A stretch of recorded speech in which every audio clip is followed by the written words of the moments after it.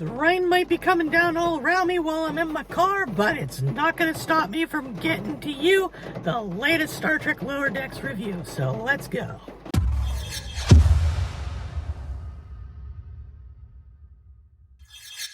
Hello everybody, and welcome back to another video of Trek Talk here on the Vochek Experience, where idiots are still always us.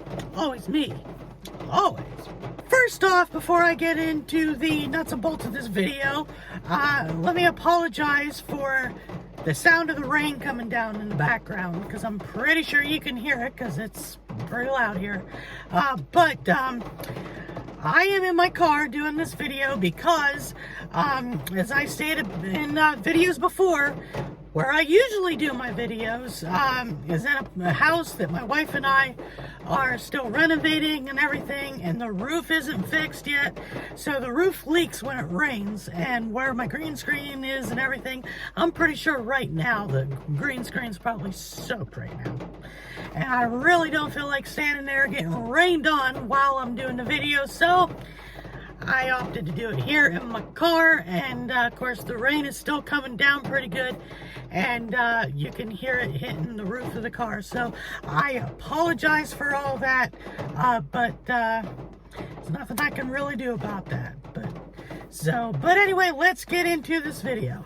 As always with my previous Lower Decks reviews, I would highly suggest that you go and watch the latest episode of Lower Decks before you watch this video, because we are going to be talking about some spoilers. So, if you haven't watched it yet, go do that right now. I'll be here waiting. If not, just come along and let's talk about it.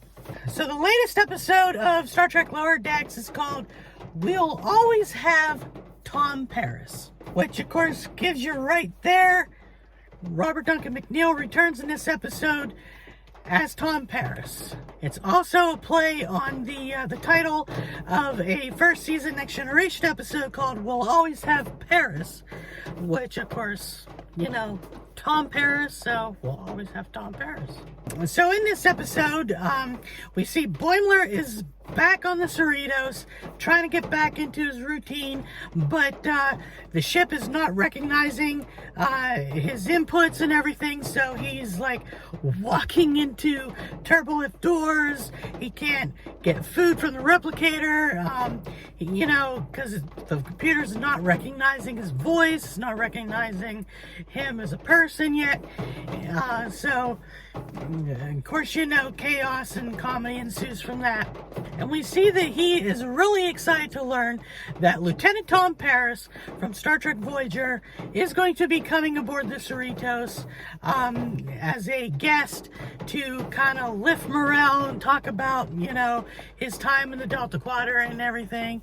And Boimler's got a commemorative plate of Tom Paris that he's hoping that he can get him to sign, because apparently he's got all the other Voyager crew members' signatures on their plates, I guess.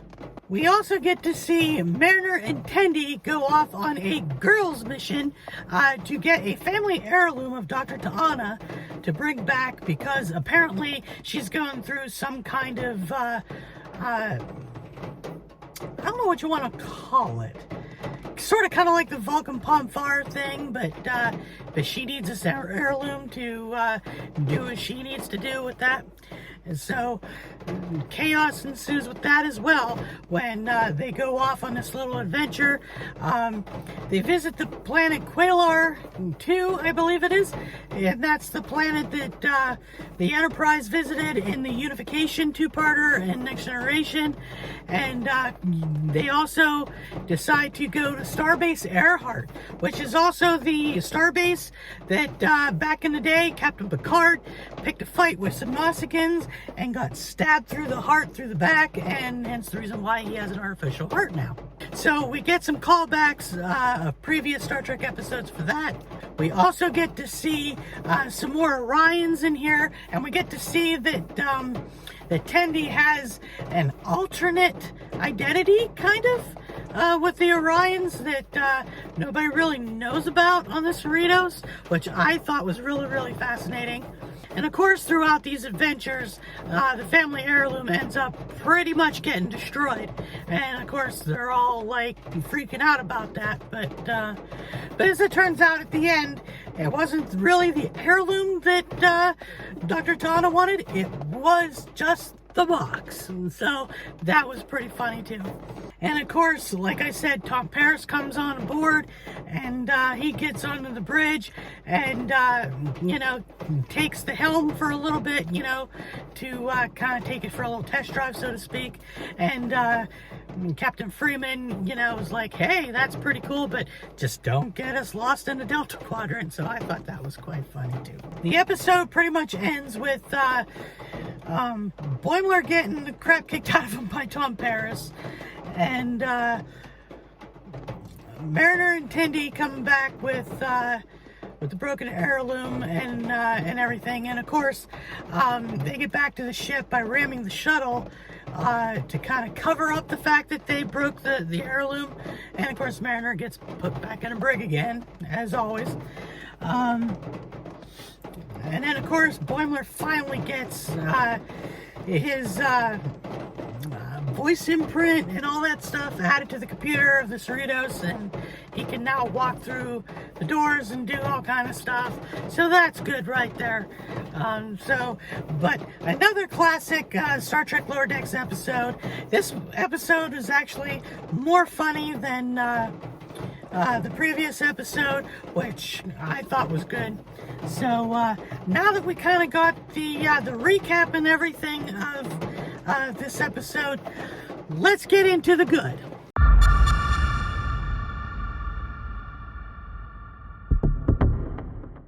Alright, there are several good things that I really took away from this episode, and one of those good things is Tom Paris. He was one of the characters that I loved on Voyager. His sarcasm, his wit, and everything was always great to see on Voyager. So it was great to see Robert Duncan McNeil come back as Tom Paris. And of course, that Tom Paris wit and charm is there, especially when he's talking to Boimler as the plate version of himself, while Boimler's going all through the Jeffries tubes trying to get to the bridge so that he can get Tom Paris to sign his commemorative plate and everything, which I thought was funny, especially when he finally makes it to the bridge. He's so defeated because of all the stuff that happened to him, and he kind of looks like a caisson at that point, from, you know, the way his hair's all up and the way he you know, takes his uniform and puts it like a bandana around his head and everything, and his facial color is different and everything. And when he falls onto the bridge and Paris is like, it's a Kazon, and he comes and beats the crap out of him, that was funny. I tell you, I laughed out loud on that.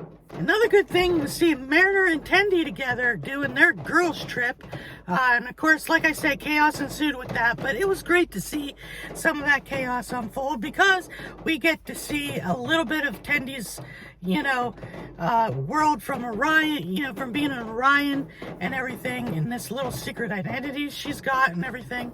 And of course, we learned some more stuff about Mariner from her days that she was actually on Deep Space Nine back in the day, and of course, she, you know, just wants to stay an ensign and everything and be lower decks. So, you know, she basically explains, you know, that that's where she likes to be, and that there's a lot more stuff that we don't know about her. But the fact that she mentions that she was on Deep Space Nine, that's pretty cool. And I hope that they kind of explore more of that as the series goes on, because I love Deep Space Nine. That's one of my favorite Star Trek series of all time. And of course, we also get to see some past planets that we got revisit here, like Qualar 2 from the Next Generation two-parter episode Unification. And we get to see Starbase Earhart, where Picard lost his heart when the Nausicaan stabbed him in the back because of, you know, they got the Nausicaans got caught cheating at Domjot and everything and all that good stuff. And so it was great to see a call back to that. And like I said, the humor in this episode is another good thing. This episode was a lot more humorous than the previous episode, which I love the humor. It's one of the main things about Lower Decks that I absolutely love, and that is the humor, the way that they, you know, just do that. It's just, to me, I think it's a perfect balance between the humor and the sci-fi in Star Trek, and I just love it. Another good thing that we see is SHAK is back. And we don't really get a good explanation as to how he came back, but it was fun seeing Rutherford trying to figure that out, how SHAK is back, because he apparently died in the season finale of the first season. This rain all around me is really messing me up. So that was a great thing to see. I'm hoping that they kind of explain that a little bit more, maybe how he came back, or maybe this was just some kind of one-off thing and we never see SHAK again. I don't know, especially since we just met the new security chief last episode. It'll be great to see how that goes. And now the rain is coming down harder and harder, so again, I apologize for the rain, the sound. I hope it doesn't detract too much from this video, because it's already kind of like messed me up a little bit on what I want to say, because that's all I can hear is the rain just coming down, hitting the car. But anyway, we got to keep going. So there was a lot of good in this episode, so that leaves us, let's get into the bad.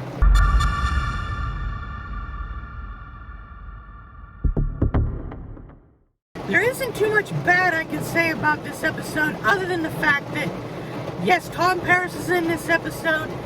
Yes, it's great to see Tom back in action and everything. It's great that Robert Duncan McNeil reprised his role as Tom Paris, but there's not enough of Tom Paris in this episode. I would have thought that there would have been more Tom Paris scenes and everything. So that's one of the things that I say is bad about this episode. But like I said, these are just my opinions and everything. But we could have used a little bit more Tom Paris, especially after he beat the crap out of Boimler. It would have been nice to see, you know, them two make up and kind of get more along, and Boimler getting him to finally sign that plate of his. The other bad thing I will say is that we really don't get an explanation as to why SHAK is back. I don't know if that was, you know, they did that on purpose for the sake of the episode or whatever, but it'd be nice to know how he's back. I mean, he got blown up in the season finale. So I'd say that's a bit of a bad moment, you know, not knowing how he's back, because he just pops up out of nowhere, you know. But that's pretty much all the bad things that, in my opinion, that I did not like about this episode, was the fact that we didn't get enough Tom Paris, and we didn't really figure out why SHAK is back and how he's back. So, like I said, maybe as the season goes on, maybe we'll learn more. I don't know. I'm hoping we do. I'm hoping it's not just a little one-off thing. But either way, you know, I'm looking forward to seeing where that goes. But all in all, like I said, another great episode of Lower Decks. Great humor, great sci-fi, and just a great episode of Star Trek altogether. And a little bit of trivia for you. That episode also marked the 800th episode of Star Trek altogether. So, as of right now, we have 800 episodes of Star Trek. That's not counting all the movies we have too. So with that, I am looking forward to the next episode of Lower Decks. I can't wait to see it. I can't wait to see what kind of hijinks our crew gets into next time. So I'm really looking forward to that. I'm also looking forward to Star Trek Day that's coming up actually next week. And of course, I will be doing a video all about Star Trek Day once that happens, and we dissect all the new Star Trek information that we're gonna get from all that. So, with that, what did you guys think about We'll Always Have Tom Paris? Did you like the episode? Did you not like the episode? What did you like? What you didn't like? Let me know. Let's get a conversation started in the comments section. So, looking forward to that. So with that, that's gonna about do it for this video. And of course, here we are at the end of the video, and the rain is stopping. What do you know? If I'd have known that, I would have waited an extra few minutes before I started doing the video. So, but like I said, I apologize for all the rain noise in the background during this video. Hopefully, my next Star Trek video, there won't be any rain involved, so we'll see. But on that note, that's going to about do it for this video. So as always, if you like this video, don't forget to hit that subscribe button, give me a thumbs up, hit that notification bell so you get notified of future videos. If you want to support this stupid little channel of mine, hit that Patreon link that's down below. If you want, you can follow me on Instagram. That link is down below. TikTok, you can follow me on TikTok. That link is down below. And Twitter, you can follow me on Twitter. That link's down below too. Facebook, you can find me there. That link is down below. And if you're looking for some merch, look no further than our merch store. That link is down below as well. And if you're interested in learning more about my wife, follow her social media links. That's down below as well. Also, if you're interested in wrestling, you can check out my wife's YouTube channel. The link for that's also down below. So with that, like I said, that's gonna about do it. So I will see you all in the next video. I hope you're having a good day, a good night, good week, good month. I hope you're staying dry with this rain that we're getting. I hope you weren't impacted too much about Hurricane Ida and all that good stuff. So I will see you all later. So live long and prosper, and I'll see you all in the next video. Bye for now.